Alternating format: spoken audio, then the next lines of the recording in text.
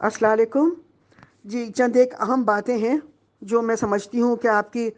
توجہ کا مرکز بننا چاہیے۔ ایک تو آپ یہ دیکھیے کہ لگ رہا ہے کہ State Bank of Pakistan, I M F, امریکہ کی حکومت اور پاکستان میں جو کوریڈورس آف پاور میں لوگ ہیں، وہ سب مل کے پاکستان کے خلاف ایک جنگ کر رہے ہیں، جس میں پاکستان کی معیشت، پاکستان کی سیاست اور پاکستان کے وجود کو انہوں نے نشانہ بنایا ہوا ہے۔ تو سب سے پہلے دیکھیے کہ شرح سود اس ملک کے، میں نے بارہا یہ اس بات کی نشاندہی کی ہے کہ پاکستان میں جو انفلیشن ہے وہ کاسٹ پش انفلیشن ہے، ڈیمانڈ پل نہیں ہے۔ مگر 90 کی دہائی سے اسٹیٹ بینک میں پتہ نہیں اتنے نالائق ہیں جو لوگ، یا ان کا سیاسی ایجنڈا ہے کہ وہ اکانومی ابھی بالکل شروع بھی نہیں ہوتا اور وہ شرح سود بڑھا دیتے ہیں، کہ کہتے ہیں کہ انفلیشن بڑھ رہا ہے۔ انفلیشن اس لیے بڑھ رہا ہے کہ پیٹرول کی قیمتیں بڑھ رہی ہیں، انفلیشن اس لیے بڑھ رہا ہے کہ آپ کی بجلی کی قیمتیں بڑھ رہی ہیں، اور آپ نے جب ڈی ویلیو کرتے ہیں تو ساری امپورٹس کی قیمتیں بڑھ جاتی ہیں، اس لیے انفلیشن بڑھ رہا ہے۔ اس کو کاسٹ پش انفلیشن کہتے ہیں۔ اس کو ڈیمانڈ پل فیکٹرز سے نہیں صحیح کیا جا سکتا، جیسا کہ اسٹیٹ بینک نے کیا ہے شرح سود کو 15% کر کے۔ تو اس میں مجھے نہیں لگتا کہ یہ اتنے نالائق ہیں، مجھے لگتا ہے ان کا سیاسی ایجنڈا ہے کہ یہ ملک کی اکانومی کو، ریٹ آف گروتھ کو بڑھنے ہی نہیں دیں گے۔ دوسرے آپ دیکھیے کہ آئی ایم ایف نے کہا ہے کہ پاکستان کی جو دفاع ہے، اس کے بجٹ کو انہوں نے 72 بلین روپے کی کٹوتی کی ہے۔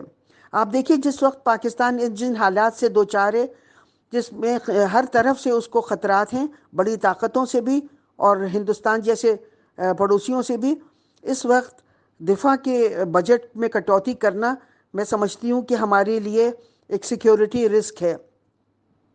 پھر دیکھیے کہ کہا جا رہا ہے کہ چین سے قرضے نہ لیں۔ پاکستان نے 75 سال انتظار کیا کہ مغربی عالمی مالیاتی ادارے پاکستان کو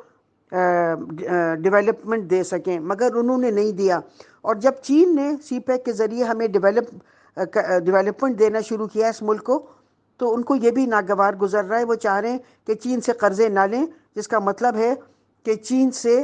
آپ سی پیک کو بند کریں۔ پھر ایک بہت اہم چیز کی طرف میں نے نشاندہی کی ہے۔ ہم نے انسٹیٹیوٹ آف بزنس مینجمنٹ میں میرے کچھ کولیگز نے ایک اسٹڈی کی ہے، اور انہوں نے کہا ہے کہ پاکستان کے قرضے جو ہیں وہ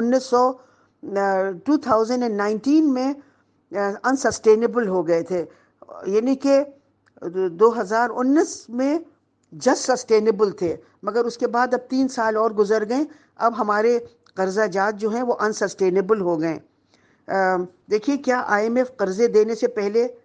ڈیٹس کی سسٹینیبلٹی نہیں دیکھتا ہوگا؟ بالکل دیکھتا ہوگا، مگر چونکہ ان کا سیاسی ایجنڈا ہے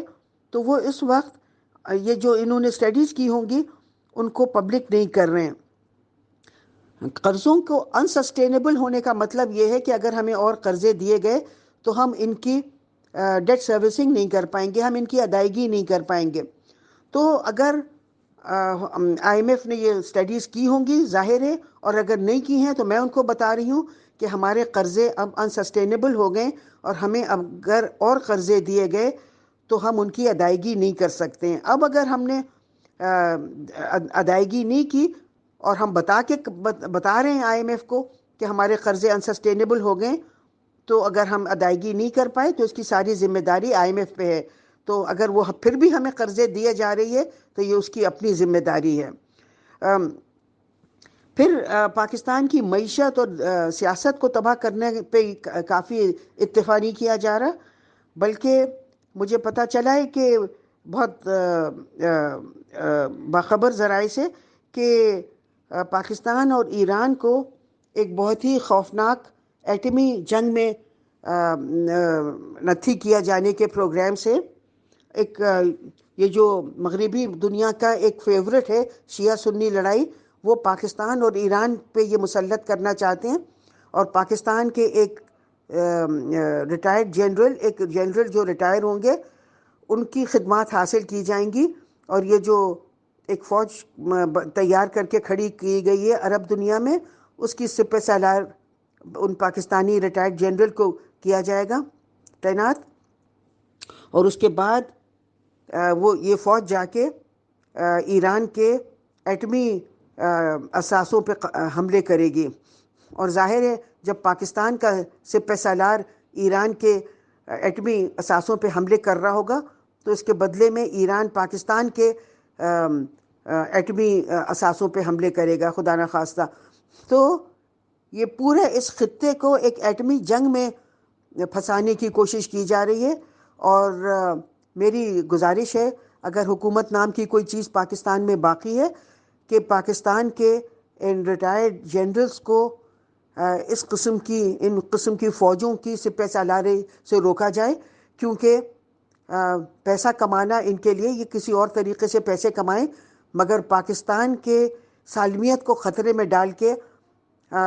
ہر ایک نکل جائے جائیداد بنانے، تو اس کو روکا جائے۔ اور میری